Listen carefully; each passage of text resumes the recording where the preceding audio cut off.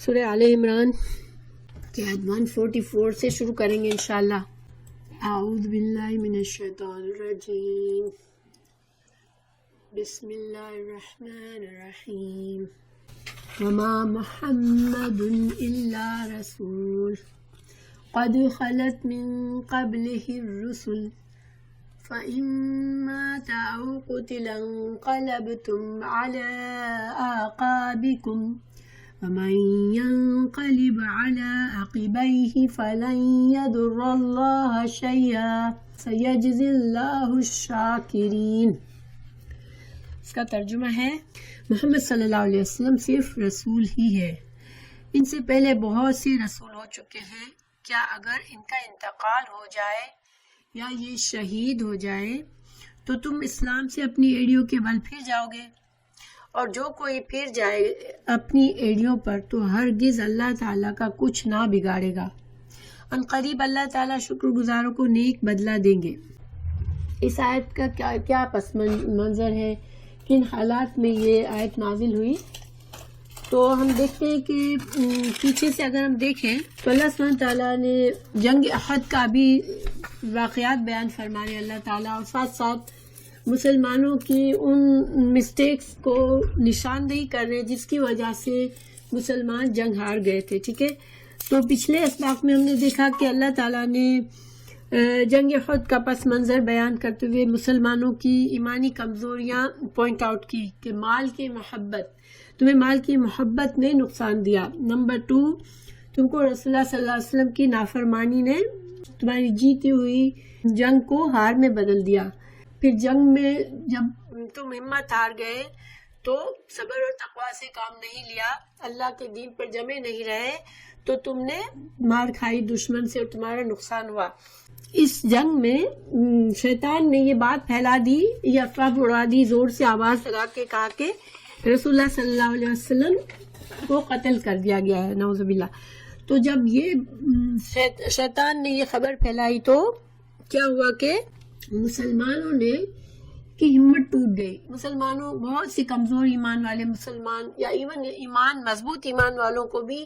یہ ہوا کہ جب رسول اللہ صلی اللہ علیہ وسلم چلے گئے تو اب ہم کس کے لیے لڑیں، تو یہ اسلام کا مشن ہی ختم ہو جائے گا۔ اور کچھ کے دل میں یہ آیا کہ جب اللہ کے رسول کو قتل ہو گئے، اس کا مطلب ہے کہ اللہ کے رسول سچے رسول ہی نہیں تھے، کیونکہ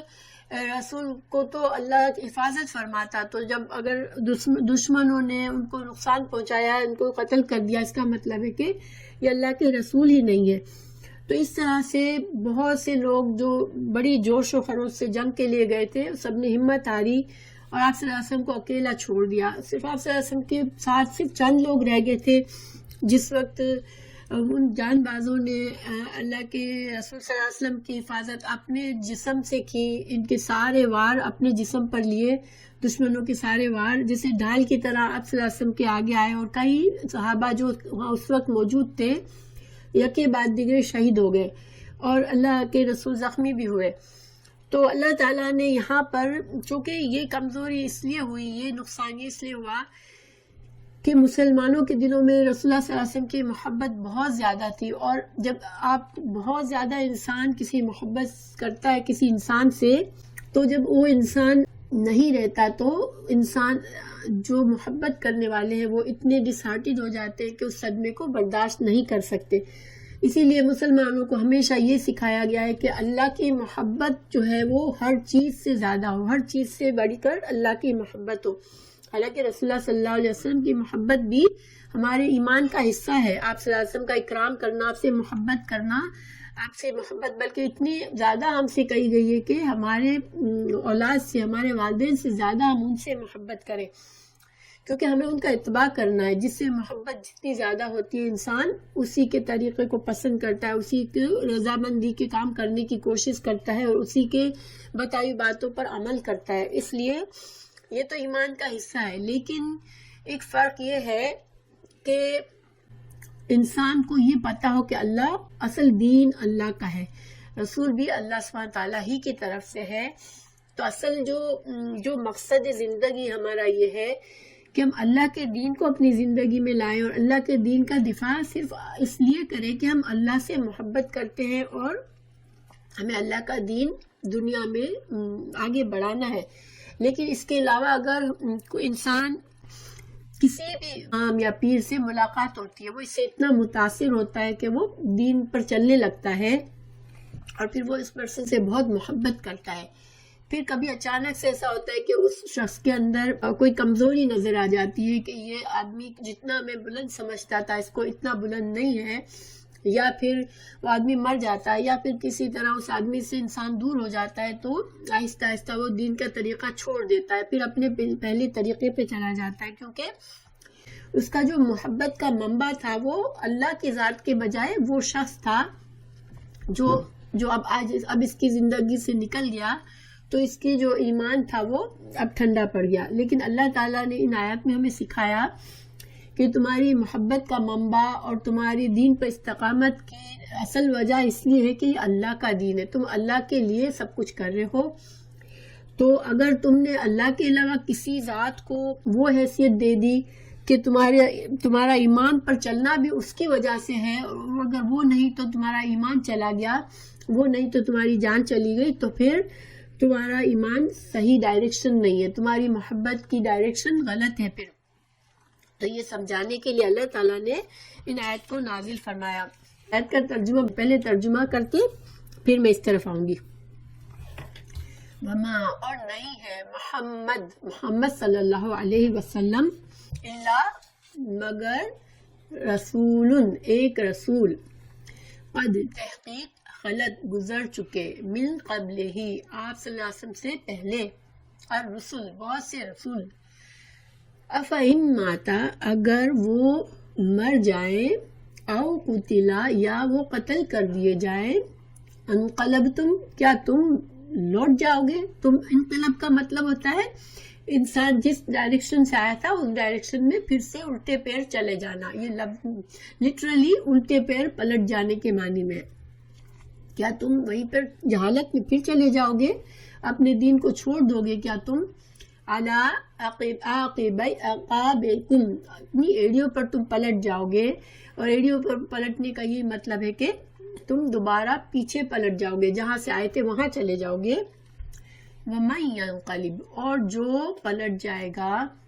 عَلَىٰ عَقِبَيْهِ، یہ تثنیہ ہے دونوں ایڑیوں پر، ٹھیک ہے. عقبۃ جو ہوتی ہے وہ ایڑی ہے، اور یہ عقبیہ دو ایڑیوں پر، جو پلٹ جائے گا اپنی دو ایڑیوں پر، یعنی کہ الٹے پیر پھر جائے گا، جہالت کی طرف چلا جائے گا، تو فلن، تو وہ ہرگز نہیں، یضر، وہ نقصان دے گا اللہ کو شیئن کچھ بھی. وَسَيَجْزِي اللَّهُ، وَسَيَجْزِي، اور سا عنقریب کے لیے آتا ہے، ٹھیک ہے. فعل کے اوپر جب سا آتا ہے مضارع کے اوپر، فعل مضارع پر، تو عنقریب مطلب ہوتا ہے. تو عنقریب یجزی، بدلہ دے گا، جزا دے گا، اللہ الشاکرین، شاکرین کو. شاکرین یہاں پر کون ہے؟ دیکھیں مسلمین کو نہیں کہا اللہ تعالیٰ نے، مومنین کو نہیں کہا، شاکرین کہا. شاکر کون ہوتا ہے؟ شاکر وہ ہوتا ہے جو کہ کسی نعمت کو اس کا احساس ہوتا ہے کہ یہ نعمت ہے، اس کی قدر کرتا ہے. اس کو قدر کیا ہوتی ہے کہ اس کی حفاظت کرتا ہے، اس کو صحیح طریقے سے استعمال کرتا ہے، اور اس کو جو اس کا حق ہوتا ہے اس نعمت کا، وہ اس کے طریقے سے وہ اس سے معاملہ کرتا ہے، تو وہ شاکر ہوتا ہے. اب اللہ تعالیٰ نے ہمیں پیدا کیا، اللہ نے ہمیں ہدایت کا طریقہ بتایا، تو یہ اللہ کا دین ہمارے لیے بہت بڑی نعمت ہے. اللہ تعالیٰ نے جب سورہ مائدہ میں جب دین کے احکامات پورے ہوئے تو فرمایا الیوم اکملت لکم دینکم، اور پھر اگلی آیت میں فرمایا کہ میں نے آج اپنی نعمت پوری کر دی. تو واتممت علیکم نعمتی، تو اللہ تعالیٰ نے اپنے دین کو اپنی نعمت کہا. تو اللہ کا دین سب سے بڑی نعمت ہے، اور جو ہر حال میں، اچھے برے حال میں، مشکل حالات میں اللہ کے دین پر جم جاتا ہے وہ شاکر ہوتا ہے، وہ قدر کرتا ہے اللہ کے اس دین کی. تو پھر اللہ سبحانہ تعالیٰ بھی ایسے بندوں کی قدردانی فرماتے ہیں اور اس کو اچھا اجر دیتے ہیں. غزوہ احد میں رسول اللہ صلی اللہ علیہ وسلم کی شہادت کی افواہ. جب احد کے دن کچھ مسلمان شکست کھا گئے اور کچھ شہید ہو گئے، تو شیطان نے یہ اعلان کر دیا کہ محمد صلی اللہ علیہ وسلم شہید ہو گئے ہیں۔ ابن ابی قمیہ مشرکوں کے پاس آ کر کہنے لگا، میں نے محمد صلی اللہ علیہ وسلم کو شہید کیا ہے۔ تو بہت سے لوگوں کے دلوں میں یہ بات اتر گئی اور انہیں یقین ہو گیا کہ واقعی رسول اللہ صلی اللہ علیہ وسلم شہید ہو گئے ہیں، اور انہوں نے خیال کیا کہ ایسا کچھ بعید بھی نہیں ہے، کیونکہ اللہ تعالیٰ نے فرمایا ہے کہ بہت سے انبیاء کرام آئے اور ان کو شہید کر دیا گیا تھا۔ اس صفحہ کی وجہ سے مسلمانوں میں بہت کمزوری اور بزدلی اور جنگ سے بے ہمتی پیدا ہو گئی، جنگ کرنے کا حوصلہ ہی ختم ہو گیا ان کا۔ تو اسی لیے اللہ تعالیٰ نے اپنے رسول صلی اللہ علیہ وسلم پر یہ آیت نازل فرمائی، وما محمد الا رسول قد خلت من قبلہ الرسل، کہ محمد صلی اللہ علیہ وسلم تو صرف اللہ کے پیغمبر ہیں، ان سے پہلے بھی بہت سے پیغمبر گزرے ہیں، اور پیغمبروں کا تو یہ اسوہ ہے، یہ طریقہ ہے کہ وہ اللہ کے مشن میں اسٹرگل کرتے اور کبھی دشمنوں سے لڑتے ہوئے مارے بھی جاتے ہیں، دشمنوں سے لڑتے ہوئے شہید بھی ہو جاتے ہیں۔ تو یہ تو اللہ تعالیٰ کے پیغمبروں کا اسوہ ایسے ہی ہے، ان کا طریقہ، ان کی سنت ہی یہی ہے کہ وہ اللہ کے لیے، اللہ کے دین کے لیے اپنی زندگی قربان کرتے ہیں۔ تو اگر رسول اللہ صلی اللہ علیہ وسلم بھی اگر اس اسٹرگل میں شہید ہو گئے تو یہ ممکن تھا ان لوگوں کو۔ تو اللہ تعالیٰ نے انہیں بتایا کہ رسول اللہ صلی اللہ علیہ وسلم تو انسان ہے، ان کو اللہ نے ایک مشن کے لیے بھیجا ہے، اور وہ اگر اللہ کے نزدیک اگر ان کا اب مشن ان کا پورا ہوا اور وہ دنیا سے رخصت ہوئے، چاہے وہ شہید کر دیے جائے، چاہے وہ رخصت ہونے کا کوئی بھی طریقہ ہو سکتا ہے کہ شہید ہو جائے، یا پھر اللہ تعالیٰ ان کو طبعی موت دے، تو کیا اگر ایسا ہوگا تو تم سب جو ہو وہ اللہ کے دین کو چھوڑ دو گے؟ کیا تم اس دین میں اس لیے آئے ہو کہ تمہیں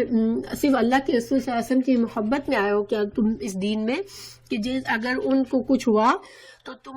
ہمت ہار دو گے اور اپنے دین سے واپس پلٹ جاؤ گے؟ یہاں پر مسلمانوں کو سمجھایا گیا، لیکن یہ نہیں تھا کہ سارے مسلمان ایسے تھے۔ ایک اور واقعہ بھی بیان کیا جاتا ہے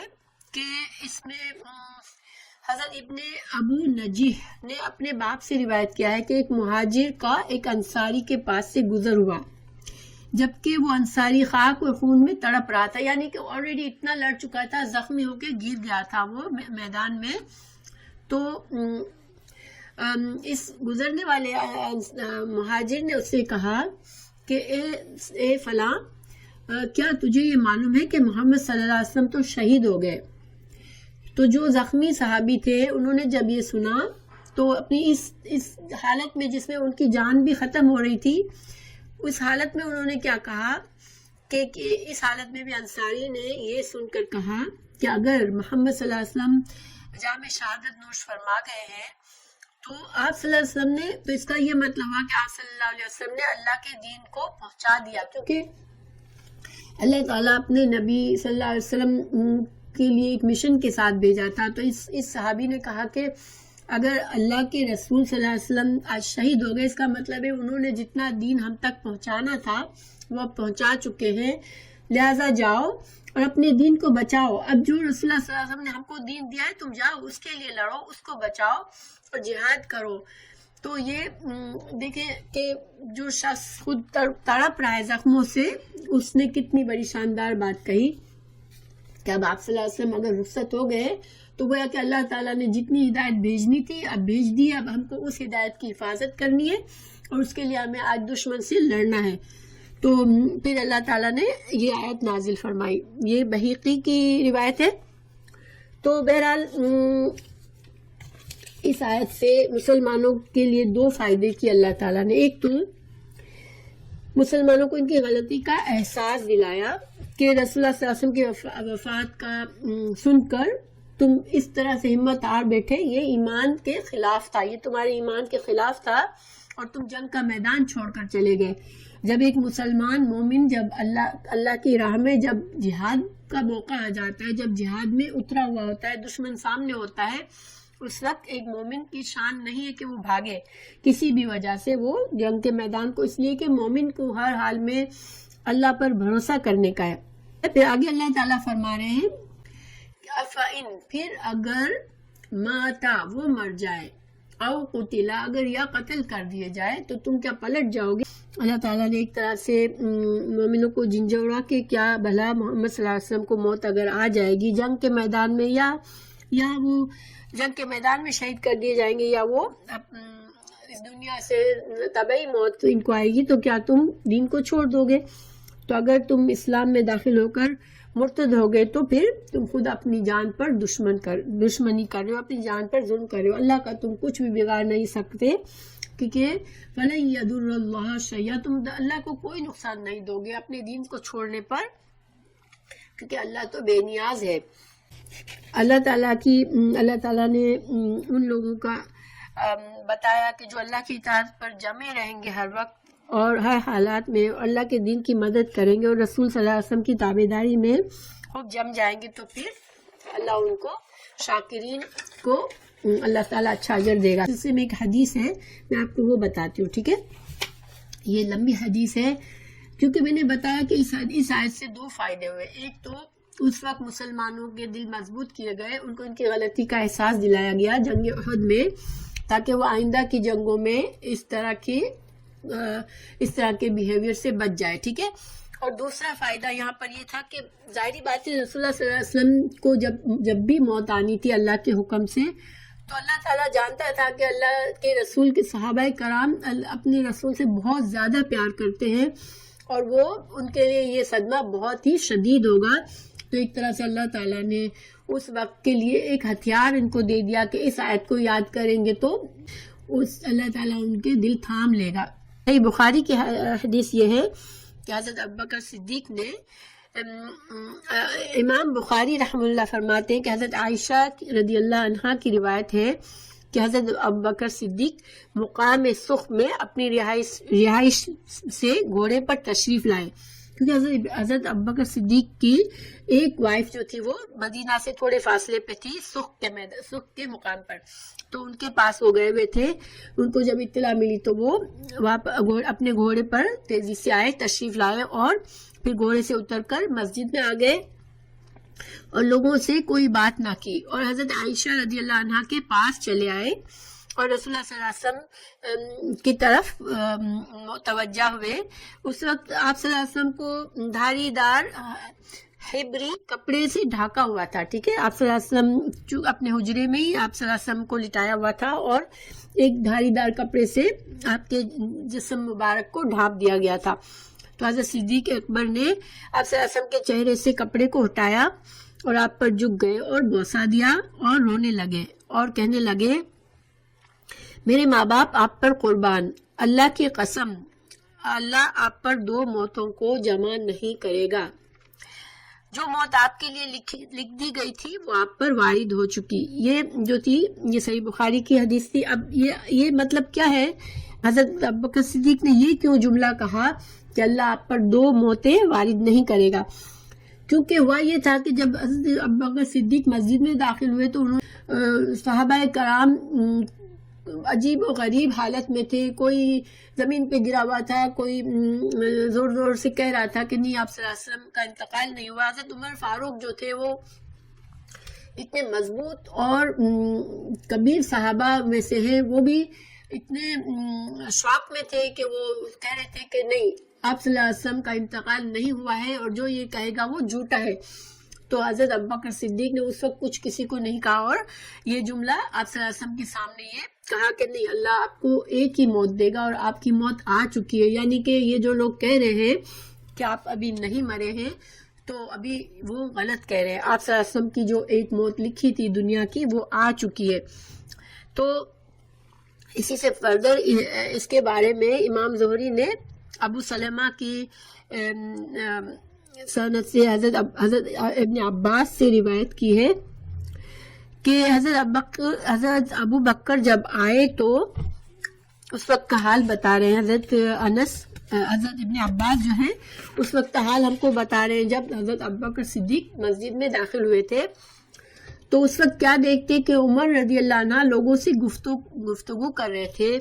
چلی دوسری جگہ سے ہمیں پتہ چلتا ہے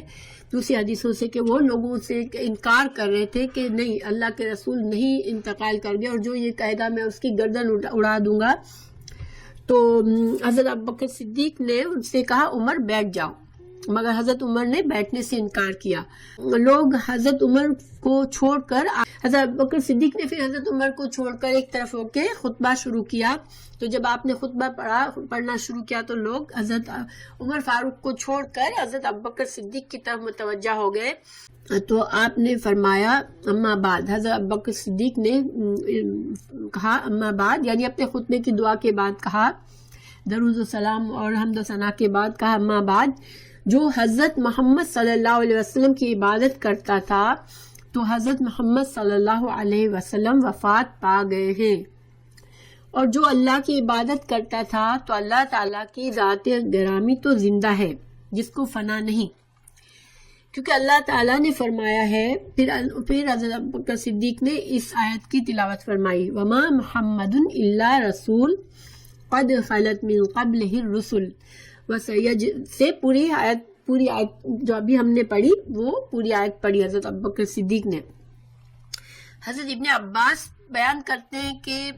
اللہ کی قسم جب حضرت ابوبکر صدیق نے یہ آیت اس وقت پڑھی تو یوں معلوم ہوا کہ لوگوں کو یہ معلوم ہی نہ تھا کہ یہ آیت نازل ہوئی ہے، یعنی کہ اس وقت سارے صحابہ بھول چکے تھے کہ یہ آیت اللہ نے نازل فرمائی ہے. حالانکہ آپ کو پتہ ہے کتنے صحابہ حافظ تھے نا، وہ تو ان کو تو قرآن پورا حفظ کیا ہوا تھا، مگر اس وقت صدمہ اتنا ہیوی تھا کہ وہ اس آیت کو بھول گئے تھے. لیکن جب حضرت ابوبکر صدیق نے یہ آیت پڑھی تو سب کو ایسا لگا جیسے کہ یہ آیت کبھی سنی ہی نہیں ہے، اور حضرت ابوبکر صدیق فرسٹ ٹائم اس کو پڑھ رہے ہیں. پھر کیا ہوا، کچھ دیر میں سارے لوگ اس آیت کو پڑھنے لگے، تمام صحابہ اس آیت کو پڑھنے لگے. حضرت سعید بن مسیب سے روایت ہے کہ حضرت عمر فاروق نے فرمایا کہ اللہ کی قسم، یعنی بعد میں حضرت عمر فاروق نے حضرت سعید بن مسیب کو اپنا واقعہ بتایا، اپنی فیلنگز بتائی جب رسول اللہ صلی اللہ علیہ وسلم کے انتقال کے وقت، کہ حضرت عمر فاروق نے فرمایا کہ اللہ کی قسم میں نے جب حضرت ابوبکر صدیق سے اس آیت کی تلاوت سنی تو میں کھڑے کا کھڑا رہ گیا اور میرے پاؤں مجھے اٹھا نہیں رہے تھے حتیٰ کہ میں گر گیا. تو بہرحال انہوں نے یہ روایت بتائی کہ حضرت عمر نے کہا کہ میرے پیر ایسے ہو گئے جیسے ان میں جان نہیں ہے، یہاں تک کہ میں گر گیا، میرے پیروں سے میرا وزن، جسم کا وزن نہیں اٹھ رہا تھا اور میں زمین پر گر گیا. یعنی کہ یہاں پر ہمیں بہت سے لیسن ملتے ہیں. پہلی بات یہ کہ صحابہ کرام نیچرلی رسول اللہ صلی اللہ علیہ وسلم سے اتنی محبت کرتے تھے کہ وہ ایک لمحہ سوچے بغیر آپ صلی اللہ علیہ وسلم کے لیے اپنی جان قربان کر سکتے تھے. ٹھیک ہے، جب آپ صلی اللہ علیہ وسلم کی وفات کی خبر سن کے ان کا جو شوق اور صدمہ تھا وہ اتنا شدید تھا کہ ان کے حواس معطل ہو گئے تھے. لیکن اب یہ دیکھیں کہ قرآن پر ان کا ایمان کتنا تھا کہ یہ قرآن کی آیت سنتے ہی سب نے اپنے دل سنبھال لیے، اور وہ اپنے دل کو سنبھالنے کے لیے سارے صحابہ اس آیت کو باقاعدہ پڑھنے لگے. ہر کوئی جسے دیکھو جب اس وقت اس آیت کو پڑھ رہا تھا. تو اللہ کے کلام میں بہت طاقت ہے، بہت قوت ہے، انسان کو ہر وقت وہ تھام سکتا ہے. کیسے بھی حالات میں اللہ کا قرآن، اللہ کی آیات انسان کو سنبھال لیتے اگر ہمارا ایمان مضبوط ہو. کیونکہ ان کا ایمان اتنا مضبوط تھا کہ اتنا بڑا صدمہ جس سے ان کے دل پھٹ گئے تھے وہ سب ان کے دلوں کو اللہ نے سنبھال لیا اور یہ لوگ سب یکجا ہو گئے. ٹھیک ہے، تو یہ تو اب اللہ تعالیٰ سمجھا رہے ہیں موت کا کیا قانون ہے. ٹھیک ہے، کیونکہ موت کا خوف بہت خطرناک چیز ہوتی ہے، اور موت کے خوف نے ان لوگوں کو جب تلواریں ہر طرف دیکھی انہوں نے، اور جب دیکھا کہ دشمن نے ہمیں ہر طرح سے گھیر لیا ہے، پھر رسول اللہ صلی اللہ علیہ وسلم کی وفات کی خبر سن کے ان کے حوصلے اڑ گئے اور موت ہی موت نظر آنے لگی. تو کیا ہوا کہ وہ اپنا مقصد حیات بھول گئے، اپنے دین کا، اپنے وہاں اس وقت جنگ کرنے کا پرپس بھول گئے کہ ہم تو اللہ کے لیے لڑ رہے ہیں اور اللہ ہمارے ساتھ ہے. اب اللہ تعالیٰ سمجھا رہے کہ موت کیا ہے. ٹھیک ہے، کہ موت کا خوف تم نے کیا یہ صحیح نہیں کیا، کیونکہ وما کانا نہیں ہے لنفس کسی نفس کے لیے ان یہ کہ تموت کہ وہ مر جائے، الا مگر باذن اللہ اللہ کے اذن کے سوا وہ کوئی انسان مر نہیں سکتا. کتاباً معجلاً، یہ تو لکھی ہوئی بات ہے، کتاباً لکھی ہوئی بات ہے، معجلاً مقررہ وقت، یعنی ہر انسان، ہر ذی حیات کی موت کا وقت تو لکھا ہوا ہے اللہ کے پاس لوح محفوظ میں۔ مطلب یہاں اس ٹکڑے کا یہ ہے کہ جس موت کے ڈر سے تم بھاگے تھے، تو موت اگر تمہارے نصیب میں ہوگی تو تمہیں تمہارے گھر پہنچنے پر بھی آ جائے گی، جہاں دشمن نہیں ہوگا، مگر موت ضرور آ سکتی ہے وہاں۔ تو تم موت سے بھاگ کر تم نے یہ جو بزدلی کا کام کیا، یہ صحیح نہیں تھا۔ تو دیکھیں قرآن میں یہ اور جگہوں پر بھی یہ سبجیکٹ اللہ تعالیٰ نے بتایا ہے۔ سورہ فاطر کی 11 آیت میں بتایا، ترجمہ پڑھ رہی ہوں میں، نہ کسی بڑی عمر والے کو عمر زیادہ دی جاتی ہے اور نہ اس کی عمر کم کی جاتی ہے، مگر سب کچھ کتاب میں لکھا ہوا ہے۔ اگر کوئی 100 سال زندہ رہتا ہے تو اس لیے کہ اللہ نے اس کے لیے یہ مدت لکھی ہے، اگر کوئی پیدا ہوتے ہی مر جاتا ہے تو اس لیے کہ اللہ نے اس کے لیے مدت لکھی ہے۔ ہاں بہانے ضرور ہوتے ہیں، ہر اللہ تعالیٰ اسباب کے پردوں میں سب کچھ کرتا ہے، تو ہر موت کا کوئی سبب ہوتا ہے، اور اسی لیے ہم ایک دوسرے سے پوچھتے ہیں کیا ہوا تھا، بیمار تھا، کیا تھا، مگر یہ صرف وجوہات ہوتی ہیں، جو اسباب ہوتے ہیں جو اللہ نے جن اسباب کے تحت اس کی جان کو ختم کرنا ہوتا ہے۔ تو اگر انسان 1000 دشمنوں کے نرغے میں بھی ہے، اگر اس کی موت نہیں لکھی تو دشمن اس کو مار نہیں سکتے۔ اور یہ کہہ کر اللہ تعالیٰ نے ہمت بڑھائی ان لوگوں کی۔ دوسری جگہ سورہ انعام میں فرمایا، وہی تو ہے جس نے تم کو مٹی سے پیدا کیا، پھر مرنے کی ایک وقت مقرر کر دیا، اور ایک مدت اس کے ہاں اور مقرر ہے جو کہ قیامت ہے۔ اور ان سب آیت کریمہ میں اللہ تعالیٰ نے ان لوگوں کو ہمت دی جو کہ موت کو سامنے دیکھ کر ڈر گئے تھے، ٹھیک ہے۔ اور یہ قیامت تک بزدل لوگوں کو ہمت دلانے والی آیت ہے، کیونکہ دین پر چلنا ہمیشہ آسان نہیں ہوتا۔ دین کے لیے زندگی میں کبھی ایسے حالات آتے ہیں کہ انسان کو اس دین کے لیے لڑنا پڑتا ہے۔ ویسے تو انسان کو ہمیں جنگ کا خواہش کرنے کی ہمیں تربیت نہیں دی گئی کہ ہم یہ کوشش کریں کہ جنگ ہم پر مسلط ہو اور ہم کافروں سے لڑیں، نہیں، لیکن جنگ سے بچنا بہتر ہے۔ لیکن اگر ایسے حالات ہو جاتے ہیں، جنگ تم پر مسلط کی جاتی ہے، تو پھر موت کے خطرے سے تم بزدل مت بنو، کہ پھر اس طرح سے تمہیں کیا نقصان ہوگا کہ تم پر جو ہے وہ اللہ کے دشمن، کافر، تمہارے دشمن تم پر غالب آ جائیں گے، اور تم کو شاید تمہارا دین بھی چلا جائے، کیونکہ ہو سکتا ہے وہ تم کو تمہارے دین پر بھی قائم نہ رہنے دے۔ تو انسان کو موت کے ڈر سے ڈر کر اگر تم نے اپنے دین کا دفاع نہ کیا تو اس میں تمہارا نقصان ہے، ٹھیک ہے، دنیا کا بھی اور آف کورس آخرت کا بھی نقصان ہے۔ یہ ساری اصلاح جب ہو رہی تھی، یہ صحابہ کرام کی زندگی آپ دیکھیں، دیکھیں ہم 1000 غلط کام کرتے ہیں، مگر ہمیں بعض اوقات نہ احساس ہوتا ہے، نہ کچھ پتہ چلتا ہے، ٹھیک ہے، اور ہماری زندگی چلتی رہتی ہے۔ مگر صحابہ کرام وہ لوگ تھے جن کو اللہ کے رسول صلی اللہ علیہ وسلم کا مشن آگے بڑھانا تھا، اس لیے اللہ تعالیٰ نے ہر چوٹ پر، ہر ان کی غلطی پر پکڑا، ٹوکا، اور ان کی نصیحت کی، اور ان کو اچھا طریقہ بتایا، اور انہوں نے بھی اللہ کے اس دین کو، اللہ کی ہر آیت کو، ہر نصیحت کو اپنے دل سے لیا اور اس کو فوراً اپنی زندگی میں لے آئے۔ ہم سنتے ہیں مگر ہم کو اتنی زیادہ ہمارے اندر جذب نہیں ہوتا، ہم بہت سی باتیں سنتے ہیں جو ہمارے اندر کوتاہی ہوتی ہے، کمی ہوتی ہے، ہمیں قرآن پڑھتے ہوئے سامنے آتی ہے وہ باتیں، اور ہم پڑھ کر آگے بڑھ جاتے ہیں۔ ہمارے اندر وہ بات نہیں ہے کہ ہم قرآن کو پڑھیں اور اس کو اپنے اس کو آئینہ بنا کر ہم اس میں اپنے آپ کو دیکھیں۔ قرآن صرف علم کے لیے نہیں آیا ہے، نہ قرآن برکت کے لیے صرف آیا ہے، قرآن ہم کو ہدایت دینے کے لیے آیا ہے، قرآن ہمارے لیے آئینہ بن کر آیا ہے کہ ہم اس آئینے میں اپنے آپ کو دیکھیں، اور جو اللہ کی باتیں سنیں ہم اپنے آپ کو سنوارتے چلے جائیں۔ صحابہ کرام نے یہی کیا، اور دیکھیں اس کی ایک مثال میں آپ کو دیتی ہوں، ایک واقعہ بتاتی ہوں کہ حجر بن عدی رضی اللہ عنہ جب دشمنان دین کے مقابلے میں چلے، ٹھیک ہے، حجر بن عدی جو تھے وہ جنگ کے سپہ سالار تھے ایک جگہ پر، اور وہ دشمنوں کے مقابلے میں جا رہے تھے کہ دریائے دجلہ بیچ میں آ گیا۔ اب کیا ہوا کہ دشمن کے سامنے ہے، دشمن سے مقابلہ کر رہے ہیں، لیکن بیچ میں دریا ہے۔ اب حضرت حجر بن عدی رضی اللہ عنہ نے اس آیت کی تلاوت فرمائی اور کہا، کہ کوئی بھی بے اجل نہیں مرتا، یعنی کہ اگر ہماری موت آج نہیں لکھی ہے تو ہم نہیں مریں گے، ٹھیک ہے؟ تو آؤ اسی دجلہ میں گھوڑے ڈال دو۔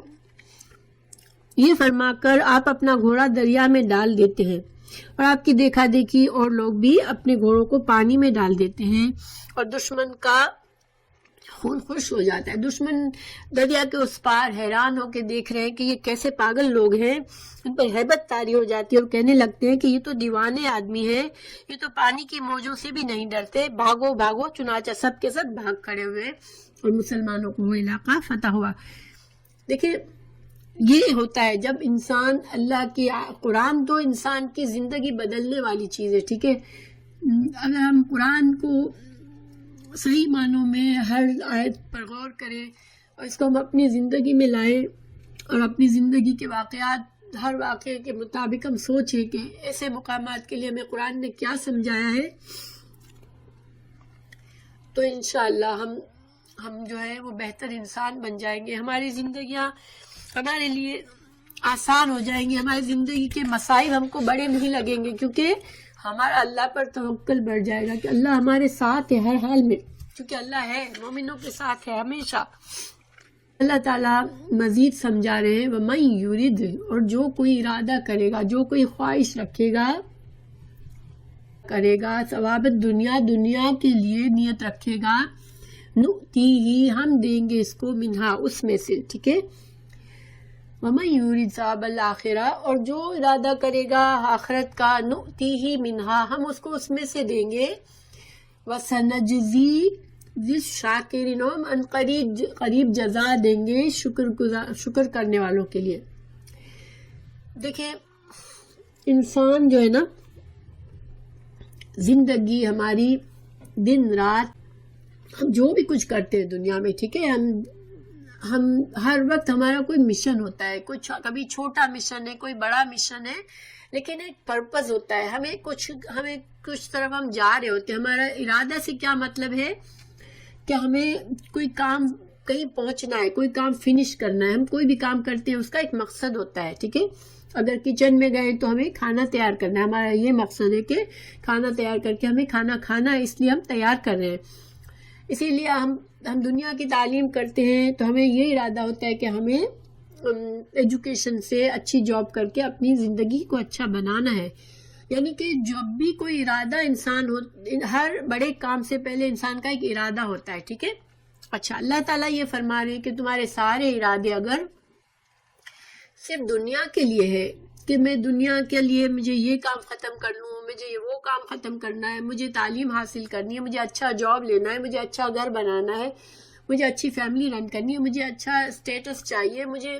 فرینڈ سرکل چاہیے، مجھے قوت چاہیے، پاور چاہیے، میرا مال جمع کرنا ہے،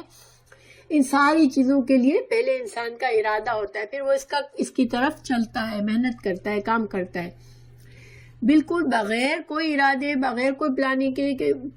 چلنے والے بہت کم ہوں گے جن کو پتہ ہی نہیں کہ وہ کر کیا رہے ہیں اور کہاں جا رہے ہیں۔ ایسے بھی ہوتے ہیں لوگ، مگر ان کو ہم دیوانہ کہتے ہیں کہ وہ تو بالکل لوزر ہے، ان کا کوئی پرپز نہیں ہے دنیا میں، ٹھیک ہے؟ اب اللہ تعالیٰ ہمیں یہ سمجھا رہے ہیں کہ اللہ نے ہمیں دن میں 24 گھنٹے دیے ہیں، ہماری جو بھی عمر ہے وہ ہماری مہلت ہے،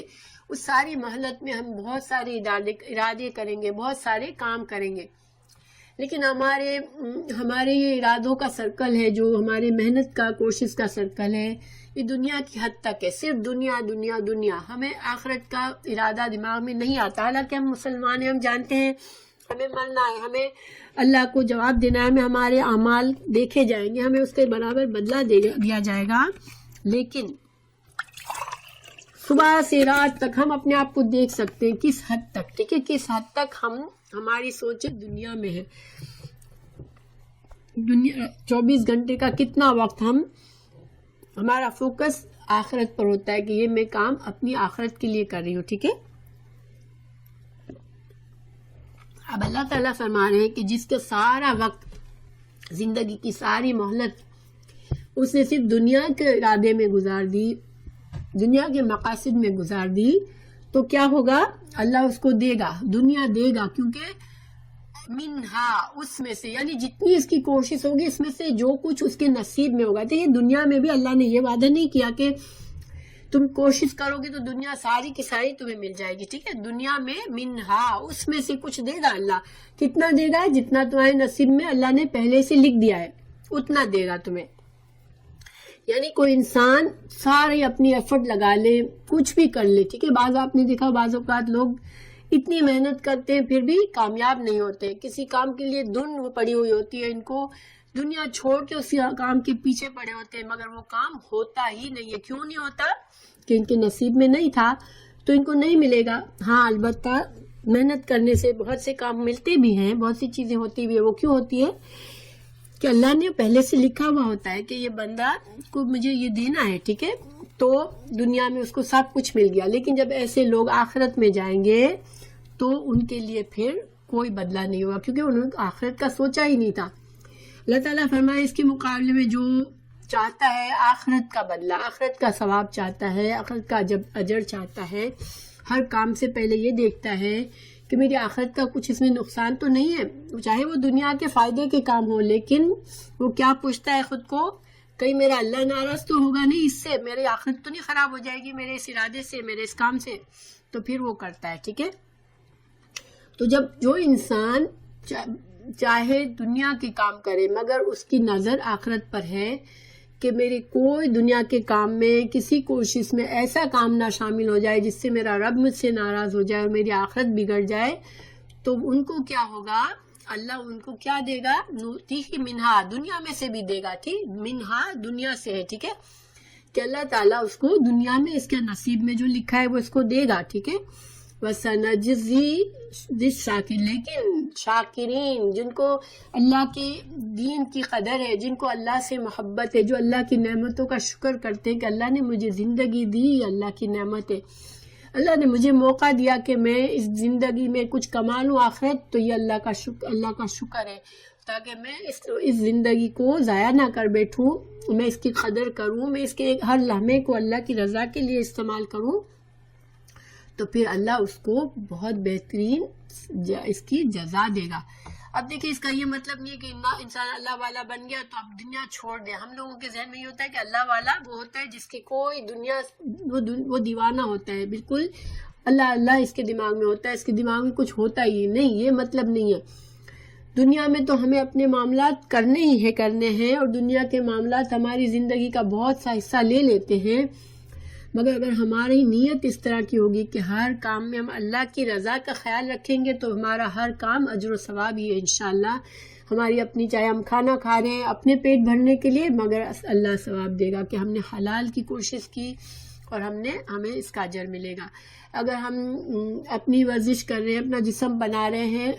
تو اپنی صحت کے لیے، مگر اللہ ہمیں اجر دے گا. اگر ہم یہ سوچیں گے کہ میں مضبوط مومن بنوں تاکہ مجھ سے اچھے کام ہو سکے تو انشاءاللہ ہمیں اجر ملے گا. ہم کسی کو معاف کر دیں گے اس لیے نہیں کہ مجھ سے ڈر رہے ہیں، مگر اس لیے معاف کریں گے کہ اللہ مجھ سے راضی ہوگا. تو بدلہ لے سکنے کی طاقت کے باوجود نہیں بدلہ لیں گے تو اللہ ہمیں اس کا اجر دے گا. اگر ہم کسی کی مدد کریں گے اور اپنے آپ میں دنیا میں بس صرف اپنی طرف ہی دھیان نہیں ہوگا، ہمیں دوسروں کی فکر ہوگی، تو ہمیں اللہ اس کا بدلہ دے گا. پھر شاکرین، یہاں بھی اللہ نے شاکرین کا، اللہ نے انہیں کہا مومنین کو اجر دے گا، کیونکہ شاکر وہی ہوتا ہے جو صرف اللہ کی توحید پر رہتا ہے اور اللہ کی رضا کا ہر وقت اسے احساس ہوتا ہے اور اللہ کی نعمتوں کے سے غافل نہیں ہوتا، تو وہ شاکر ہوتا ہے. اللہ تعالیٰ پھر اس کا اجر ضائع نہیں کرتا. تو یہ کئی جگہ پہ ہے، اس کا یہ مفہوم اللہ نے کئی جگہ پر قرآن میں ذکر کیا ہے. میں ایک دو جگہ آپ کو بتاتی ہوں کہ سورہ شورا میں اللہ نے فرمایا جو شخص آخرت کی کھیتی کا طالب ہو اس کے لیے ہم اس کی کھیتی میں افزائش کریں گے. ٹھیک ہے، اور جو دنیا کی کھیتی کا خواہش مند ہو اس کو ہم اس میں سے دیں گے، یعنی جو اس کے مقدر میں ہوگا وہ، پھر آخرت میں اس کو کوئی حصہ نہ ملے گا. پھر دوسری جگہ اللہ تعالیٰ نے فرمایا بنی اسرائیل 18-19 میں، ترجمہ، جو شخص دنیا کی خوشحالی اور آسودگی کا خواہش مند ہے تو ہم اس میں سے جسے چاہتے ہیں جتنا چاہتے ہیں جلد دے دیں گے، ٹھیک ہے، یعنی دنیا میں ہی دے دیں گے. پھر اس کے لیے ہم نے جہنم کا ٹھکانہ مقرر کر رکھا ہے جس میں وہ لعنت زدہ ہو کر داخل ہوگا. تو اور سورہ بقرہ میں اللہ تعالیٰ نے ہمیں کیا دعا سکھائی؟ ربنا آتنا فی الدنیا حسنۃ وفی الآخرۃ حسنۃ. اور اللہ تعالیٰ نے ساتھ ساتھ کہہ دیا کہ جو صرف دنیا مانگے گا، ربنا آتنا فی الدنیا ہی کہتا رہے گا، اس کو صرف دنیا ہی ملے گی. تو ہمیں انشاءاللہ ہمارا فوکس بڑا کرنا ہے کہ ہم آخرت کو ہمیشہ ذہن میں رکھیں. پھر اللہ تعالیٰ فرما رہے ہیں من نبین، اور کتنے ہی من نبین نبیوں میں سے، قاتلا جنگ کی، معاہو اس کے ساتھ، ربیونا اللہ والوں نے، کثیرن بہت سے، فما تو نہ وہنو نہ انہوں نے سستی دکھائی، لما واسطے اس کے جو اصابہم پہنچا اس کو، فی سبیل اللہ اللہ کے راستے میں، وما ضعفوا اور نہ انہوں نے کمزوری دکھائی، ومستکانوا اور نہ وہ دبے، واللہ اور اللہ تعالیٰ یحب الصابرین کہ اللہ تعالیٰ صابرین سے محبت کرتا ہے. تو یہاں اللہ تعالیٰ فرما رہے ہیں کہ بہت سے نبیوں کو ہم رکاب ہو کر بہت سے اللہ والے جہاد کر چکے، یعنی بہت سے انبیاء کے ساتھ جنگوں میں بہت سے اللہ والے، ربیون اللہ والے، جو اللہ کی محبت ہر چیز سے زیادہ رکھنے والے بھی شامل ہو چکے. انہیں بھی اللہ کی راہ میں تکلیفیں پہنچی، لیکن نہ تو انہوں نے ہمت ہاری، نہ سست رہے اور نہ دبے. اور اللہ صبر کرنے والوں کو ہی چاہتا ہے. تو اس طرح سے اس آیت سے مجاہدین احد کو ایک طرح سے اللہ تعالیٰ ان کو سمجھا رہا ہے کہ دیکھو تم اس نبی کے صحابہ ہو، اس نبی صلی اللہ علیہ وسلم کے صحابہ ہو، تو تم پہلے نہیں ہو دنیا میں جن کو اللہ کی راہ میں لڑنا پڑا ہے، ٹھیک ہے، اور بہت سے تم سے پہلے بھی انبیاء آئے جن کو حق کے لیے لڑنا پڑا، کیونکہ حق اور باطل کا یہی معاملہ ہے کہ جب اللہ تعالیٰ کسی کو حق دیتا ہے اور حق کا علم بردار بناتا ہے تو اس کو دنیا میں باطل قوتوں سے لڑنا پڑتا ہے، کیونکہ باطل قوتیں خود سے دبنے والی نہیں ہوتی ہے. تو ہر نبی کی یہ سنت ہے کہ اس کو جنگ کرنی پڑی ہے کافروں سے. اور نبی کے صحابہ کرام، ہر نبی کے صحابہ اور ان کے حواریوں نے ان کی مدد فرمائی ہے. تو وہ اللہ تعالیٰ فرما رہے ہیں کہ ایسے لوگ آئے کہ وہ جو تھے وہ کسی بھی تکلیف پر وہ مضبوطی سے جمے رہے، صبر کے ساتھ جمے رہے، نہ انہوں نے سستی دکھائی نہ انہوں نے ہمت آئی. اور صبر کے بدلے میں اللہ تعالیٰ نے جو ہے اللہ تعالیٰ ایسے لوگوں سے محبت کرتا ہے جو ہر حال میں صبر کرتے ہیں، اللہ پر توکل کرتے ہیں، تو اللہ ان سے پھر محبت کرتا ہے. تو اس کے بارے میں مجاہدین احد جو ہے وہ جب یہ سن کر کے رسول اللہ صلی اللہ علیہ وسلم شہید ہو گئے تو ہمت چونکہ ہار بیٹھے تھے اور کفر کے مقابلے میں دب گئے تھے، تو ان کو سمجھایا جا رہا تھا کہ تم کیوں دب گئے، تم اس نبی محمد صلی اللہ علیہ وسلم کے ساتھ ہی ہو تو تمہیں بھی مضبوط ہونا چاہیے تھا. اور ربیون کا کیا معنی ہوتا ہے؟ ربیون اللہ والا، لفظی معنی اللہ والا ہے. تو علماء کو بھی ربیون کا نام دیا جاتا ہے، ابرار بہت نیک لوگوں کو بھی، متقی لوگوں کو بھی، عبادت گزار عابد کو بھی، زاہد کو بھی، اور اللہ کے فرما برداروں کو ربیون کہتے ہیں. وہ نہیں کہ جو دنیا چھوڑ کے کہیں بیٹھ کے اللہ اللہ کرتے ہیں، وہ ربیون نہیں ہوتے، وہ اللہ والے نہیں ہوتے. ربیون دنیا میں حصہ لیتے ہیں، دنیا میں اپنی ذمہ داریاں اپنی پوری کرتے ہیں، دنیا کے تمام معاملات ہینڈل کرتے ہیں. رسول اللہ صلی اللہ علیہ وسلم نے اپنی زندگی کا ہر معاملہ ہینڈل کیا، شادیاں بھی کی، بچے بھی، اولاد بھی ہوئی ان کی، اور بھی بہت سے معاملات ہینڈل کیے زندگی کے. یہ نہیں کہ تک کہ گھر میں اپنی بیویوں کی مدد بھی فرمائی، انہوں نے گھر کے کاموں میں بھی مدد فرمائی. جو سوشل ہوتا ہے کہ جو صحابہ کرام سے یا جو آنے والے وفد ہوتے تھے ان سے جو ملنا جلنا ہوتا تھا وہ بھی کیا، دوستیاں بھی نبھائی. حضرت خدیجہ رضی اللہ عنہ کے دوستوں تک سے تعلقات رکھے کہ وہ ان سے حضرت خدیجہ کو محبت تھی تو ہم ان کا خیال رکھتے ہیں. تو پھر یہ نہیں کہ اللہ والا یہ نہیں ہوتا کہ دنیا چھوڑ دے. اللہ والا دنیا کو اس طرح سے گزارتا ہے جس طرح اللہ راضی رہے اس سے اور اللہ ناراض نہ ہو. پھر اللہ تعالیٰ فرما رہے ان لوگوں کی عمل ایک تو یہ تھا کہ وہ اللہ رب، اب ان کا قول بتا رہے کہ ان کا عمل تو ایسا تھا کہ ہمت نہیں آ رہی جنگ کے میدان میں، لیکن ان کی دعا کیا تھی، ان کا قول کیا تھا، وہ اللہ تعالیٰ آگے بتا رہے ہیں. وما کانا، اور نہ تھا قولہم، ان کی دعا، ان کی بات، الا مگر ان یہ کہ قالو، انہوں نے کہا ربنا اغفر لنا ذنوبنا، اے اللہ، اے رب، اے ہمارے رب، ربنا، اے ہمارے رب، اغفر لنا، بخش دے ہمارے لیے ہمارے گناہ، ربنا، اے ہمارے رب، اغفر لنا، بخش دے ہمارے لیے، ذنوبنا، ہمارے گناہ، و اسرافنا، اور ہماری زیادتیاں، فی امرنا، ہمارے معاملات میں، وثبت، اور جما دے اقدامنا، ہمارے قدموں کو، وانصرنا، اور مدد فرما ہماری، علی القوم الکافرین، ہماری مدد کافرین پر کے مقابلے میں مدد فرما. اب اگر آپ اس دعا پر غور کریں، یہ ایسے لوگ ہیں جن کو ربیون ہے، اللہ کے لیے لڑنے نکلے، لیکن دعا کیا مانگ گئے؟ اللہ ہمارے گناہ معاف کر دے، اللہ ہم سے جو زیادتیاں ہو گئی وہ اس سے درگزر کر دے.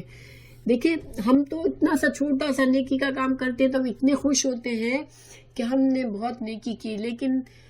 یہ لوگ نیکی کا عظیم مرتبے پہ ہیں، وہ جنگ کے لیے نکلے، جہاد کے لیے نکلے، اپنی جان اور مال کو اللہ کی راہ میں لٹانے کے لیے نکلے، مگر دعا کیا مانگ رہے؟ اللہ ہمارے گناہ معاف کر دے، اللہ ہماری زیادتیوں کو، ہمارے معاملات میں جو زیادتیاں ہوئی ان کو بخش دے. کیوں؟ کیونکہ انسان کبھی بھی گناہوں سے، غلطیوں سے پاک نہیں ہو سکتا، اور ایک اللہ والا وہی ہوتا ہے جس کو احساس ہوتا ہے کہ میں اپنے گناہوں سے، وہ ڈرتا رہتا ہے، وہ بھاگتا رہتا ہے، وہ توبہ کرتا رہتا ہے کہ اللہ میں غلط کام نہ کر دوں، میں زیادتیاں نہ کر دوں، تو مجھے بچا. کیونکہ انسان بہت کمزور ہے، انسان کا نفس اس کا دشمن ہے، اس کا شیطان اس کا دشمن ہے، تو ہم خود سے تو نیک بھی نہیں بن سکتے اللہ اس کے اللہ تعالیٰ ہماری مدد کرے اور اللہ تعالیٰ ہمارے گناہوں سے درگزر کرتا رہے. اور کامیابی جو ہے، حافظ ابن قیم اس کے بارے میں بتاتے اس آیت کے بارے میں کہ اصل ہوتا یہ کہ گناہوں کی وجہ سے ہی دشمن غالب آتا ہے. ایک اللہ کے ماننے والی قوم ہے، اگر وہ مغلوب ہے تو کیا مطلب، کیا انڈیکیشن ہے کہ وہ اپنے گناہوں میں ڈوبی ہوئی ہے. کیونکہ گناہ ایسی چیز ہے جس کی وجہ سے شیطان کو مسلمانوں کے دشمنوں کی مدد کرنے کا موقع ملتا ہے. ٹھیک ہے، اگر مسلمان اتنے مضبوطی سے جم جائے اللہ کے دین پر تو شیطان کا کوئی بس نہیں ہے مسلمانوں پر. لیکن جب ہم کمزور ہوتے ہیں تو شیطان ہمارے دشمنوں کے ساتھ مل کر ہم پر حملہ کرتا ہے. اور فتح و کامرانی کی شرط اول یہ ہے کہ اللہ کی اطاعت اور بندگی ہو.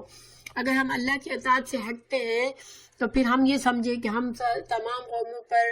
ہم مسلمان ہیں، ہماری عظمت ہو، ہم دوسرے قوموں پر ہم فتح حاصل کریں، ہم کامران ہوں، ہم یعنی کہ غالب ہوں، تو یہ چیز بغیر اللہ کی اطاعت اور بندگی کے ہو ہی نہیں سکتی. اللہ کے پورے بندے بنیں گے تو اللہ ہمیں دنیا میں اونچا مقام دے گا اور آخرت میں بھی. تو یہ معلوم صرف اللہ کے نیک بندوں کو یہ پتہ ہوتا ہے، ورنہ جن لوگوں کو بہت جلدی ان کا دماغ تب جاتا ہے کہ ہم تو بہت اچھے لوگ ہیں، ہم ہمارا تو کوئی غلط ہے ہی نہیں کام، اور فلاں کی وجہ سے یہ غلط ہو گیا، فلاں کی وجہ سے غلط ہو گیا، وہ جو ہے وہ کامیاب نہیں ہو سکتے. آپ دیکھیں گے جنگ احد میں کسی صحابی کو کچھ نہیں کہا گیا کہ تم نے غلطی کی اس وجہ سے ایسا ہوا، حالانکہ اتنا بڑا لاس ہوا، لیکن نہ اللہ کے نے کچھ کہا کسی کا نام لے کر، نہ اللہ کے رسول نے کہا کہ ہاں یہ جو لوگ پہاڑ پر تھے نا، ہاں انہوں نے یہ سب کچھ کیا ہے، ان کی وجہ سے ہوا، ایسا کچھ نہیں ہوا. ہاں اللہ تعالیٰ نے مجموعی طور پر اصلاح کے طور پر فرمایا کہ یہاں تم لوگوں نے غلطی کی ہے، مگر کسی پر تنقید نہیں کی گئی. تو کیونکہ اللہ کی اطاعت جو ہے، اگر ہم اللہ کی اطاعت میں ہیں تو پھر ہمیں کوئی بھی نہیں ہم پر غالب آ سکتا.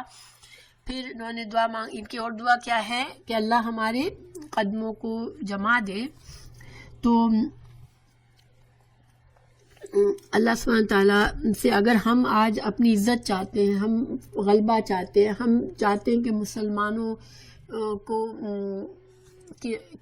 ایک ایسی حیثیت ہو کہ لوگ دیکھیں اور مسلمانوں کو دیکھ کے فالو کریں، ہماری اولادیں، ہماری اگلی جنریشنز ہمارے پیچھے چلنا چاہے، تو ہمیں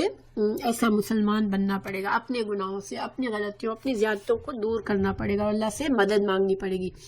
وانصرنا علی القوم الکافرین، کیونکہ اللہ کی مدد کے بغیر تو کچھ بھی نہیں ہوتا۔ پھر اللہ تعالیٰ نے بتایا کہ ایسے لوگوں کے لیے اللہ کیا کرتا ہے، فآتاہم، تو اللہ نے دیا ان کو، اللہ نے ثواب الدنیا، دنیا کا، وحسن ثواب الآخرہ، اور اچھا ہے، کتنا اچھا ہے ثواب الآخرہ، آخرت کا ثواب۔ واللہ، اللہ تعالیٰ، یحب المحسنین، اللہ محسنین سے محبت کرتا ہے۔ تو اللہ تعالیٰ نے ان خصوصیات کے مالک لوگوں کو، جنہوں نے انبیاء کے ساتھ مل کے اور انبیاء کے مشن کے جانے کے بعد ان کے مشن کے لیے لڑتے رہے، اور جنہوں نے اپنے قدموں کو جما کے رکھا اللہ کے دین پر، اور اپنی غلطیوں پر نظر رکھی، اللہ سے مدد مانگتے رہے، استغفار کرتے رہے، تو اللہ نے پھر انہیں نہ صرف دنیا میں دیا بلکہ آخرت کا تو بہت بہترین اجر ان کے لیے انتظار کر رہا ہے۔ ہم نے دیکھا صحابہ کرام کو اللہ تعالیٰ نے بہت عزت دی، بہت مقام دیا۔ حضرت صلی اللہ علیہ وسلم کے بعد بہت جلدی مسلمان سپر پاور بن گئے دنیا کے، اور یہ اللہ کی رحمت تھی، اللہ تعالیٰ کا ثواب تھا، ثواب الدنیا تھا، جو اللہ تعالیٰ نے ان کی نیکیوں کی وجہ سے ان کو دیا۔ اور اللہ سبحانہ تعالیٰ ان کا اجر اللہ تعالیٰ نے دنیا میں ہمیں بتا دیا کہ اللہ رضی اللہ عنہم، اللہ ان سے راضی ہے۔ اس کا مطلب ہے کہ آخرت کا بھی ان کے لیے بہترین اجر ہے انشاءاللہ۔ اللہ تعالیٰ ان سب کے اجر و ثواب میں، رحمت میں برکت کر دے، اور بھی ان کے درجات اور بھی بلند کر دے، آمین۔ پھر اللہ تعالیٰ نے فرمایا کہ اللہ محبت کرتا ہے محسنین سے۔ ہم سب چاہتے ہیں اللہ ہم سے محبت کرے، تو ہمیں محسن بننا ہے، احسان کے درجے پہ ہر کام کرنے کی کوشش کرنی ہے جس سے اللہ ہم سے راضی ہو جائے، ٹھیک ہے انشاءاللہ۔ اللہ سبحانہ تعالیٰ ہم لوگوں کی اصلاح کر دے، اللہ سبحانہ تعالیٰ ہماری اولادوں کو، ہماری آنے والی جنریشنز کو اس دین پر چلنے والا بنائے، اور اللہ تعالیٰ ہمیں توفیق دے کہ ہم مسلسل اللہ کی رضا پر نظر رکھیں، ہر دنیا کے معاملے کو ہم اللہ کی خواہش کے، اللہ کی پسند کے مطابق اس کو طے کریں انشاءاللہ۔ اور اللہ تعالیٰ ہمارے سارے غم دور کر دے۔ اللہ تعالیٰ ہمارے کوئی غم ہے ہمارے دلوں میں جو ہمیں روکتے ہیں دین میں آگے بڑھنے سے، تو اللہ تعالیٰ ہمارے غموں کو ہمارے دلوں سے دور کر دے، اور ہم سب کو ثابت